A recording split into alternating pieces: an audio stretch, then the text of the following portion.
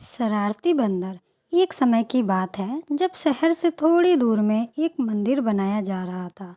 उस मंदिर के निर्माण में लकड़ियों का इस्तेमाल किया जा रहा था। लकड़ियों के काम के लिए शहर से कुछ मजदूर आए हुए थे। एक दिन मजदूर लकड़ी चीर रहे थे। सारे मजदूर रोज दोपहर का खाना खाने के लिए शहर जाया करते थे। उस दौरान 1 घंटे तक वहाँ कोई भी नहीं रहता था। एक दिन दोपहर के खाने का समय हुआ तो सभी जाने लगे। एक मजदूर ने लकड़ी आधी ही चीरी थी, इसलिए वह बीच में लकड़ी का खूंटा फंसा देता है ताकि दोबारा चीरने के लिए आरी फंसाने में आसानी हो। उसके जाने के कुछ समय बाद बंदरों का एक समूह वहाँ पर आ जाता है।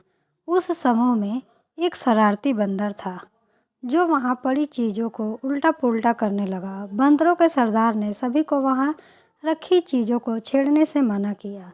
कुछ समय बाद सारे बंदर पेड़ों की तरफ वापस जाने लगे तो वह शरारती बंदर सबसे बचकर पीछे रह जाता है और उधम मचाने लगता है।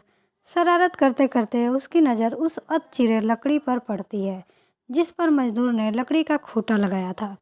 खूंटों को देखकर बंदर सोचने लगा, उस लकड़ी को वहाँ पर क्यों लगाया गया है? उसे निकालने पर क्या होगा?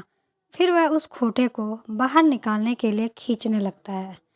बंदर के अधिक जोर लगाने पर वह खूंटा हिलने और खिसकने लगता है, जिसे देखकर बंदर खुश होता है और जोर लगाकर उस खूंटे को सरकाने लगता है। वह खूंटे को निकालने में इतना मगन हो जाता है कि उसे पता ही नहीं चलता कि कब उसकी पूंछ दोनों पाटों के बीच में आ गई। बंदर पूरी ताकत के साथ खूंटे को खींचकर बाहर निकाल देता है। खूंटा निकलते ही लकड़ी के दोनों भाग चिपक जाते हैं और उसकी पूंछ बीच में फंस जाती है। पूंछ के फंसने पर बंदर दर्द के मारे चिल्लाने लगता है और तभी मजदूर भी वहां आ जाते हैं।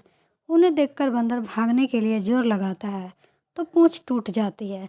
वह चीखते हुए टूटी हुई पूंछ लेकर भागता हुआ अपने झुंड के पास पहुंच जाता है।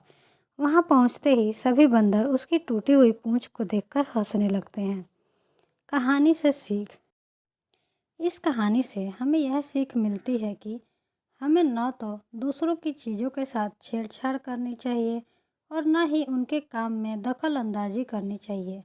ऐसा करने से हमें ही नुकसान होता है।